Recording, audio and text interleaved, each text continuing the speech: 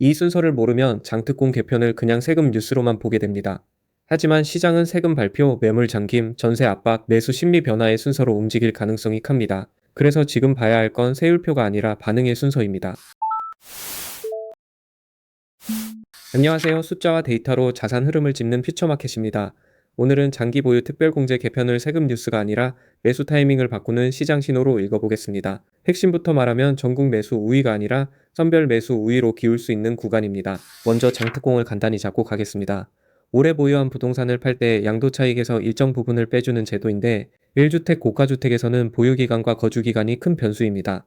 그러니까 단순한 세금 감면이 아니라 보유 행동을 설계하는 장치에 가깝습니다. 최근 논의의 중심은 단순 보유보다 실제 거주에 더 무게를 두는 방향입니다. 오래 갖고만 있던 집과 실제로 살았던 집을 앞으로 다르게 보겠다는 흐름이죠. 이 한 줄이 시장에서는 꽤 큰 파장을 만들 수 있습니다. 이걸 세금 계산표에서 끝나는 이야기로 보면 절반만 본 겁니다.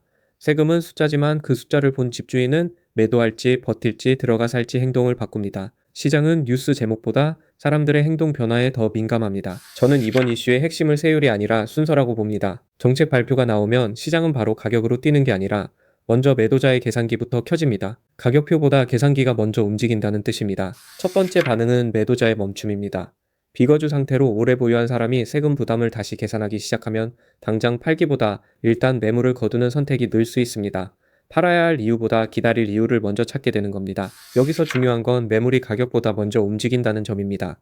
가격판은 아직 조용해 보여도 중개업소 안쪽에서는 팔려던 집이 다시 서랍 속으로 들어갈 수 있습니다. 부동산 시장에서 조용함은 가끔 아무 일 없음이 아니라 준비 중이라는 뜻입니다. 이 장면을 놓치면 시장을 너무 늦게 봅니다. 호가가 오른 뒤에야 분위기가 바뀌었다고 느끼면 이미 엘리베이터 문이 닫힌 뒤 뛰어가는 느낌이 됩니다. 매수 타이밍은 가격보다 매물의 태도에서 먼저 흔들립니다. 물론 반론도 있습니다. 세금이 커지면 오히려 부담을 느낀 집주인이 먼저 팔지 않겠느냐는 시각입니다. 이 말도 틀린 건 아닙니다. 특히 자금 사정이 급하거나 갈아타기 일정이 정해진 사람은 매도를 앞당길 수 있습니다. 하지만 제가 더 무게를 두는 쪽은 단기 매물 증가보다 매물 잠김입니다. 특히 핵심지나 대체재가 적은 지역에서는 세금 부담이 매도를 앞당기기보다 매도 조건을 까다롭게 만들 가능성이 큽니다. 싸게 팔기보다 덜 팔겠다는 쪽에 가까워질 수 있습니다. 두 번째 반응은 실거주 요건을 맞추려는 움직임입니다. 공제를 더 받기 위해 직접 들어가 살거나 기존 임대 계획을 바꾸는 집주인이 생기면 전세 물량에 압력이 생깁니다. 이때부터 세금 뉴스가 임차 시장 뉴스로 변합니다. 전세 시장은 생각보다 예민합니다. 매매 시장이 큰 배라면 전세 시장은 좁은 골목길 같습니다. 차 한 대만 멈춰도 뒤에 줄이 금방 길어집니다. 작은 물량 변화가 체감 가격을 빠르게 흔들 수 있습니다. 그래서 장특공 개편 뒤에는 매매가보다 전세가 먼저 반응할 수 있습니다. 집을 팔지 않는 것만 문제가 아니라 임대로 나올 물건이 줄어드는 순간 세입자의 선택지도 줄어듭니다. 선택지가 줄면 협상력은 집주인 쪽으로 기울기 쉽습니다. 여기서 세입자는 단순 피해자가 아닙니다. 전세 부담이 올라가면 일부는 월세로 이동하고 일부는 매수로 마음을 바꿉니다. 이때부터 매수 심리가 천천히 살아납니다. 전세 압박이 매수 수요의 뒷문을 여는 셈입니다. 세 번째 반응은 전세가율입니다. 전세가가 오르고 매매가는 덜 움직이면 전세가율이 올라갑니다. 이 숫자가 높아지면 실수요자는 매수와 전세의 차이를 다시 계산하게 됩니다. 전세가율은 시장의 체온계 같은 숫자입니다. 저는 전세가율이 장특공 개편 이후 가장 먼저 봐야 할 숫자라고 봅니다. 세금 뉴스보다 매수 타이밍에 더 직접적인 신호가 될 수 있기 때문입니다. 세금은 정책의 언어지만 전세가율은 현장의 언어입니다. 그렇다고 전세가가 오르는 모든 지역에서 매매가가 따라 오른다는 뜻은 아닙니다. 여기서 지역이 갈립니다. 같은 뉴스라도 서울 핵심지와 입주 물량 많은 외곽은 반응이 다릅니다. 시장은 전국 평균으로 계약하지 않습니다. 전세가 상승이 매매가를 밀어 올리려면 조건이 필요합니다. 매물이 적고 입주 물량이 부족하고 실수요가 꾸준하며 대출 부담을 감당할 수 있는 수요가 남아 있어야 합니다. 내 조건 중 두세 개만 빠져도 힘은 약해집니다. 반대로 입주 물량이 많거나 주변 대체지가 많은 곳은 전세 압박이 바로 매매가로 이어지지 않습니다. 전세는 불편해도 매수자는 계산기를 두 번 두드립니다. 불편함만으로 수억 원짜리 결정을 하지는 않기 때문입니다. 그래서 저는 지금을 전국적인 매수 우위장으로 보지는 않습니다. 더 정확히는 조건부 관망에서 선별 매수 우위로 넘어갈 수 있는 구간이라고 판단합니다.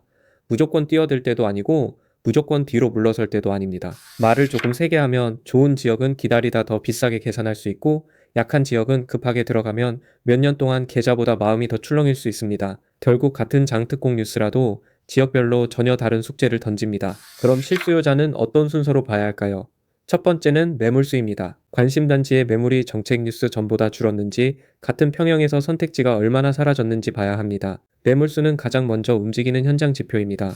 단순히 포털에 매물이 몇 개 있느냐만 보면 부족합니다. 같은 동, 같은 층, 같은 수리 상태의 물건이 남아있는지 봐야 진짜 매물 체감이 잡힙니다. 숫자는 많아 보여도 실제로 고를 집은 두세 개뿐일 수 있습니다. 두 번째는 호가와 실거래의 간격입니다. 매물이 줄었는데 호가만 올라가고 실거래가 따라오지 않으면 아직 심리전입니다. 매도자는 버티고 매수자는 확인하는 단계입니다. 이때는 성급한 추격보다 냉정한 비교가 필요합니다. 반대로 거래량은 적어도 실거래가가 이전보다 높은 가격에서 찍히기 시작하면 얘기가 달라집니다. 그때는 매도자 우위가 숫자로 확인되는 구간입니다. 조용히 올라간 실거래 한 건이 호가 10개보다 더 무거울 때가 있습니다. 세 번째는 전세 매물과 전세가율입니다. 전세 매물이 줄고 전세가율이 오르면 매수 대기자가 전세 연장 대신 매수를 검토하기 시작합니다. 특히 전세 만기가 가까운 실수요자는 더 빨리 움직일 수밖에 없습니다. 이 흐름은 눈에 크게 보이기 전까지 조용합니다. 그런데 한번 움직이면 빠릅니다. 전세 만기라는 시간표가 사람들을 기다려주지 않기 때문입니다. 시장이 느려 보이는 건 계약서가 한꺼번에 만기되지 않아서일 뿐입니다. 네 번째는 입주 물량입니다. 새 아파트 입주가 충분한 지역은 전세 압박을 흡수할 여지가 있습니다. 반대로 입주가 적은 지역은 작은 정책 변화에도 전세가 먼저 흔들립니다. 입주 물량은 전세 시장의 완충제입니다. 쿠션이 두꺼우면 넘어져도 덜 아프지만 쿠션이 얇으면 작은 충격에도 무릎이 시장 바닥과 아주 친해집니다. 입주 물량이 적은 지역에서 전세 매물까지 줄면 세입자와 매수 대기자 모두 선택지가 빠르게 좁아집니다. 다섯 번째는 시행일과 경과 규정입니다. 세법 개편은 발표와 시행 사이에 시간이 생길 수 있습니다. 이 기간에 매도자는 세금을 계산하고 매수자는 가격표를 다시 봅니다.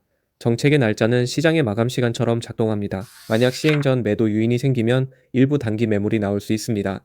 하지만 그 물량이 소화되고 나면 다시 잠김이 강해질 수 있습니다. 그래서 한 번에 매물 증가만 보고 시장이 풀렸다고 판단하면 위험합니다. 여기서 많은 분들이 실수하는 부분이 있습니다.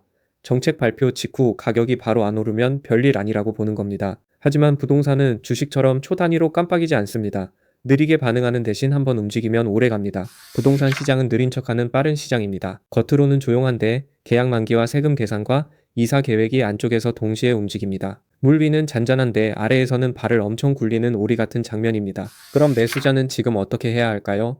저는 현금 여력과 거주 필요가 분명한 실수요자라면 인기 지역에서는 관망만 고집할 때가 아니라고 봅니다. 조건이 맞는 매물은 미리 계산해 두는 쪽이 유리합니다. 다만 이 말이 당장 사라는 뜻은 아닙니다. 매물수 감소, 전세가율 상승, 입주 물량 부족이라는 세 조건이 같이 보일 때만 선별적으로 움직이는 게 맞습니다. 하나만 보고 움직이면 뉴스에 끌려가는 매수가 됩니다. 반대로 이 세 조건이 약한 지역이라면 서두를 이유가 없습니다. 뉴스 제목만 보고 들어가는 매수는 시장 공부가 아니라 숙제 안 하고 시험장 들어가는 것과 비슷합니다. 결과가 좋으면 운이고 나쁘면 복습비가 너무 큽니다. 투자자 관점에서는 더 보수적으로 봐야 합니다. 세금 개편은 수익률 계산의 분모와 분자를 동시에 흔듭니다. 임대수익, 양도세, 보유기간을 다시 계산해야 합니다. 예전 공식 그대로 넣으면 답이 틀릴 수 있습니다. 특히 비거주 보유 전략은 예전처럼 단순하지 않을 수 있습니다. 집을 들고만 있어도 시간이 세금을 해결해주던 구조가 약해진다면 보유 전략 자체를 다시 짜야 합니다. 시간은 친구였지만 앞으로는 조건부 친구가 될 수 있습니다. 저는 장특공 개편이 시장을 한 번에 폭발시키는 버튼이라고 보지는 않습니다. 다만 매도자의 행동을 바꾸는 작은 스위치가 될 수 있다고 봅니다. 부동산은 이런 작은 스위치가 쌓여 방향을 바꾸는 시장입니다. 작은 스위치가 무서운 이유는 처음에는 불 하나만 켜지는 것처럼 보이다가 나중에는 집 전체 전기 흐름을 바꿀 수 있기 때문입니다. 세금, 매물, 전세, 심리가 한 회로 안에서 이어져 있습니다. 정리하면 순서는 이렇습니다. 세금 논의가 나오고 매도자가 계산을 멈추거나 고치고 매물이 줄고 전세가 압박을 받고 그 다음 매수 심리가 움직입니다. 이 순서를 알아야 가격보다 먼저 시장을 볼 수 있습니다. 이 순서를 거꾸로 보면 판단이 깨집니다. 가격이 오를 때까지 기다리면 너무 늦고 정책 뉴스만 보고 뛰어들면 너무 빠릅니다. 중간 신호를 봐야 합니다. 그 중간 신호가 매물, 전세가율, 입주 물량입니다. 중간 신호는 세 가지입니다. 첫째 매물수 감소, 둘째 전세가율 상승, 셋째 입주 물량 부족입니다. 저는 이 세 가지가 동시에 보이면 매수 타이밍을 다시 봐야 한다고 판단합니다. 반대로 매물은 충분하고 전세가율은 낮고 입주 물량이 많다면 장특공 뉴스만으로 무리하게 움직일 필요는 없습니다. 그때는 관망이 전략입니다. 아무것도 안 하는 게 아니라 조건이 찰 때까지 기다리는 겁니다. 이 영상에서 가장 중요한 한 문장은 이것입니다. 장특공 개편은 세금 뉴스가 아니라 시장의 행동 순서를 바꾸는 뉴스입니다. 세금표를 보는 것보다 사람들이 그 세금표를 보고 어떻게 움직일지 보는 게 더 중요합니다. 세금은 국회와 정부 문서에서 시작하지만 시장에서는 매도자의 손 세입자의 만기, 매수자의 계산기에서 완성됩니다. 종이에 적힌 숫자가 결국 현장의 발걸음을 바꾸는 겁니다. 그래서 뉴스보다 순서가 먼저입니다. 오늘 내용이 도움이 되셨다면 구독과 좋아요로 응원해주세요. 다음 영상에서는 장특공 개편 이후 전세가율과 입주 물량을 실제로 어떻게 체크하는지 더 구체적으로 계산해 보겠습니다. 마지막으로 이 영상은 투자 정보 제공 목적이며 특정 지역이나 단지의 매수를 권유하는 내용은 아닙니다. 결정은 반드시 본인의 자금 상황과 세무 상담을 함께 확인한 뒤 하셔야 합니다.